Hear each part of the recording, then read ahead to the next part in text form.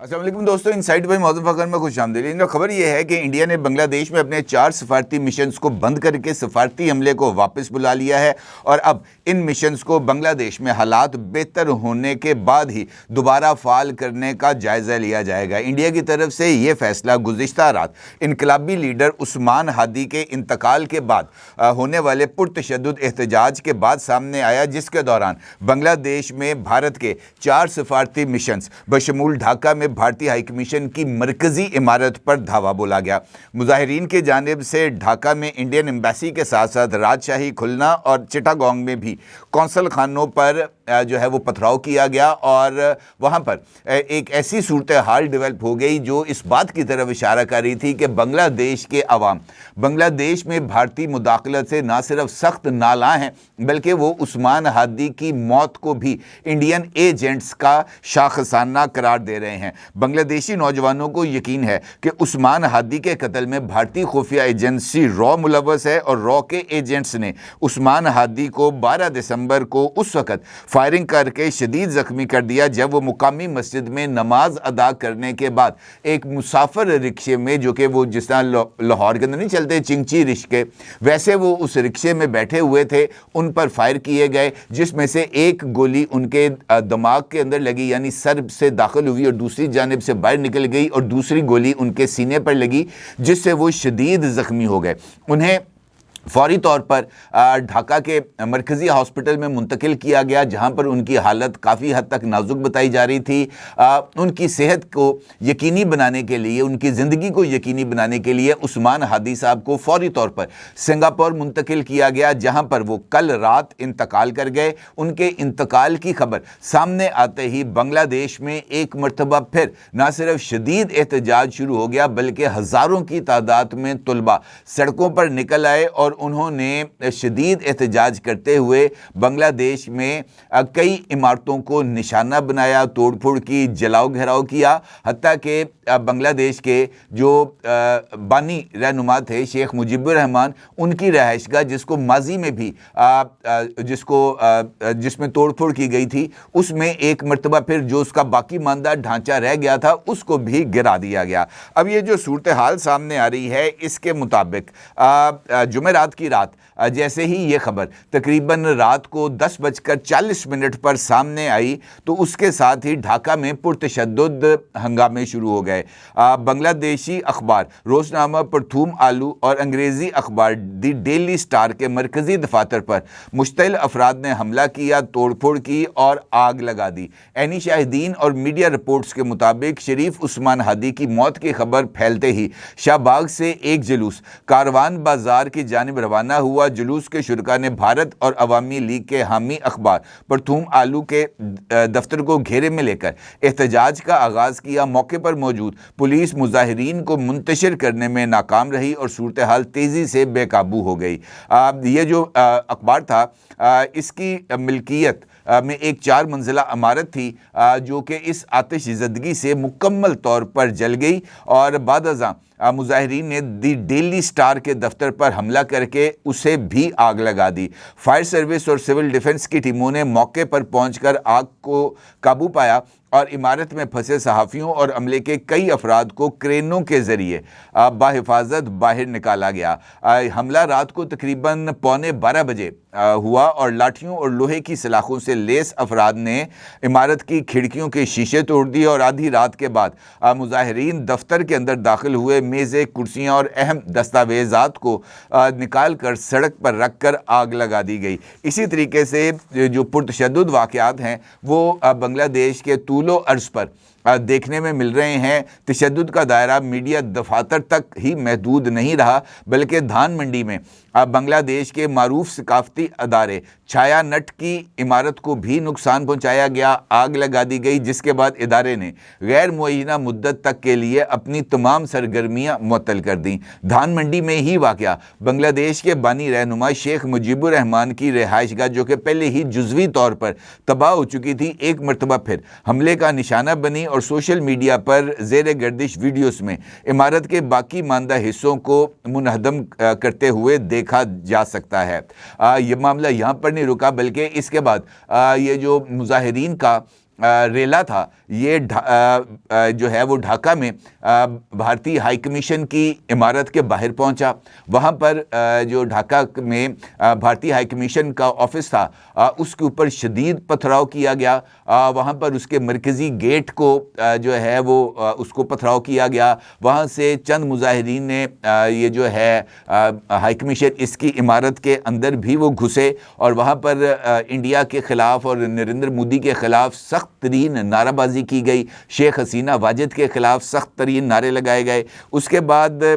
جو ہے چٹاگانگ میں مظاہرین نے بھارتی اسسٹنٹ ہائی کمیشن کی عمارت پر پتھراؤ کیا. یہ واقعہ انقلاب منچا کے حامیوں کے مظاہرے کے بعد پیش آیا. پولیس نے ہجوم کو منتشر اور امن بحال کرنے کے لیے آنسو گیس کا استعمال کیا، لیکن یہاں پر بھی جو مظاہرین ہیں وہ قطعی طور پر بے قابو ہو گئے اور اس کے بعد انہوں نے جو ہے وہ اس شہر میں ایک سابق میئر کی رہائش گاہ کو بھی آگ لگا دی، جبکہ راجشاہی میں حکمران جماعت عوامی لیگ کے پارٹی دفتر کو بھی مسمار کیے جانے کی اطلاعات ہیں. اس کے ساتھ ساتھ انڈیا کے جو مختلف حکام ہیں انہوں نے اس بات کی تصدیق کی ہے کہ گزشتہ 36 گھنٹے کے دوران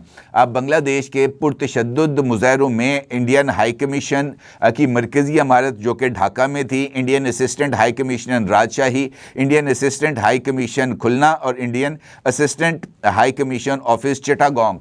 یہ جو چاروں عمارتیں ہیں ان کو شدید نقصان پہنچایا گیا، جس کے بعد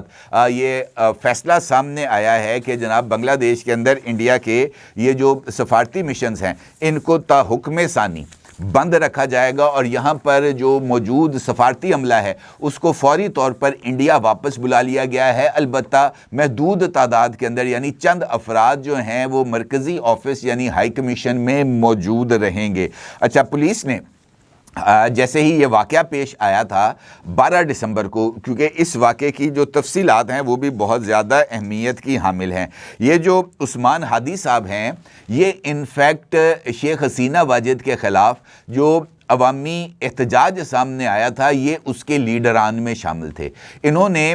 یہ جو مظاہرے تھے شیخ حسینہ واجد کے خلاف، جس کو جنریشن زی ایجیٹیشنل کیمپین یا انقلاب کی مہم قرار دیا جاتا ہے، اس میں عثمان ہادی نے بڑا ہی امپورٹنٹ رول پلے کیا تھا اور یہ شیخ حسینہ واجد اور عوامی لیگ کے سخت ترین ناقد مانے جا رہے تھے. ماضی میں ان کا ایک انٹرویو جو کہ انہوں نے دیا تھا وہ اس وقت سوشل میڈیا پر بہت زیادہ وائرل ہے، جہاں پر عثمان ہادی نے اس بات کا انکشاف کیا تھا کہ ان کو عوامی لیگ اور انڈین ایجنسی را کی طرف سے جان سے مار دینے کی دھمکیاں مل رہی ہیں. اسی انٹرویو میں جو کہ سوشل میڈیا پر وائرل ہے، عثمان ہادی یہ کہتے ہوئے دیکھے اور سنے جا سکتے ہیں کہ میں تو ایک فرد ہوں، لیکن مجھے اگر ہٹا بھی دیا جائے گا منظر نامے سے تو اس کا مطلب یہ نہیں ہے کہ یہ تحریک ختم ہو جائے گی. یہ تحریک کے اندر اب تمام نوجوان ایک ہادی کے طور پر سامنے آ رہے ہیں. اس تحریک میں موجود ہر ایک نوجوان عثمان ہادی ہے. یہ تحریک اب ایک نظریہ، ایک انقلاب کی نوید ہے اور یہ انقلاب بنگلہ دیش میں آ کر رہے گا. ان کے یہ جو کلپ ہے یہ اس وقت سوشل میڈیا پر بہت وائرل ہے. پولیس کی طرف سے اور بنگلہ دیشی حکومت کی طرف سے عثمان ہادی پر فائرنگ کرنے والے 2 افراد کی شناخت کر لی گئی ہے اور ان 2 افراد کی گرفتاری پر تقریباً $48,000 انعام کا اعلان بھی کیا جا چکا ہے. پولیس نے ہادی پر فائرنگ کرنے والے حملہ آوروں کی تلاش شروع کی ہے اور 2 مرکزی مشتبہ افراد کی تصاویر بھی جاری کی گئی ہیں اور ان کی گرفتاری کے لیے جو انعام ہے جو تقریباً $48,000 کے قریب بتایا جاتا ہے اس کا اعلان کر دیا گیا ہے، جو کہ بنگلہ دیشی اماؤنٹ کے اندر تقریباً 5 لاکھ ٹکا بنتا ہے. غیر ملکی میڈیا کے مطابق جو بنگلہ دیشی حکام ہیں انہوں نے عثمان ہادی کے قتل میں ملوث مرکزی ملزم کی شناخت فیصل کریم مسعود کے نام سے کی ہے اور اس کارروائی میں 2 نقاب پوش لوگوں نے یہ جو فائرنگ تھی عثمان ہادی پر کی تھی اس کی CCTV فوٹیج کی تصویر آپ اس وقت اپنی سکرین پر بھی دیکھ سکتے ہیں اور اس کے علاوہ 2 ملزمان جن کی شناخت کی گئی ہے ان کی تصاویر بھی آپ اس وقت اپنی سکرین پر دیکھ سکتے ہیں. مرکزی ملزم کی شناخت فیصل کریم مسعود کے نام سے ہوئی ہے، جبکہ اس کے ساتھی جو کہ موٹر سائیکل چلا رہا تھا उस शख्स की शनाख्त आलमगीर शेख के तौर पर की गई है। तफ्तीशी हुकाम का कहना है कि ये दोनों अफराद इंडियन सरहद से गैर कानूनी तौर पर बांग्लादेश में दाखिल हुए थे और वारदात के बाद वापस भारत फरार हो चुके हैं। बांग्लादेशी हुकाम की तरफ से इन दोनों अफराद की हवालगी के लिए इंडियन हुकाम से राब्ता भी किया गया है और इंडियन हुकाम ने बांग्लादेशी हुकाम की इस दरख्वास्त पर कि इन दोनों अफराद को तलाश करके बांग्लादेश के हवाले किया जाए, इसका ना तो उनकी तरफ से कोई जवाब दिया गया और ना ही इन दोनों अफराद की इंडियन मौजूदगी में उन्होंने तस्दीक की है कि जनाब ये दोनों लोग यहाँ पर मौजूद हैं। अलबत्ता बांग्लादेशी हुकाम के मुताबिक ये जो दोनों अफराद थे इनके साथ यानी इस जो हमला है उसमें जो सहूलतकारी है उसके इल्ज़ाम ने कम से कम 20 अफराद को गिरफ्तार किया जा चुका है। 2 अफराद ने ये जो दोनों हमलावर हैं इनकी शनाख्त भी की है और इनके साथ जो इनका साथ देने के हवाले से इस बात को तस्लीम भी किया है कि जनाब यही वो 2 लोग हैं जिन्होंने उस्मान हादी को निशाना बनाया था। अगर आप गौर करें तो इस वाक़े के बाद से बांग्लादेश और इंडिया के दरमियान जो ताल्लुकात हैं वो मुसलसल कशीदगी का शिकार हैं।